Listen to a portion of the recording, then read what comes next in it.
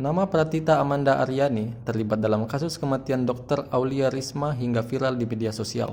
Menurut Pratita, netizen semakin lama memperburuk kasus kematian Aulia Risma yang meninggal di kos. Pratita Amanda juga meminta orang-orang yang tidak terlibat untuk ikut berpendapat di akun Instagramnya yang bernama @titaemende. Ia juga berpendapat soal dirinya yang masih semangat menjalani hari-harinya. Ia jengkel pada netizen yang memperburuk isu perundungan dokter.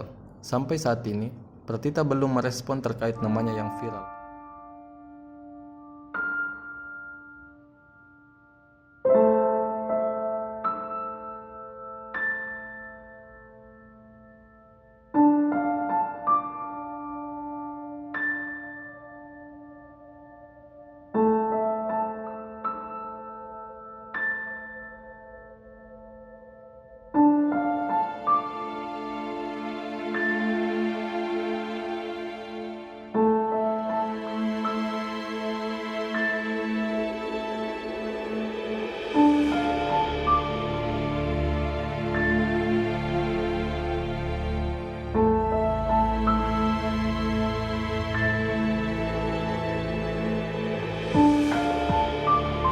Download Tribun X sekarang, menghadirkan lokal menjadi Indonesia.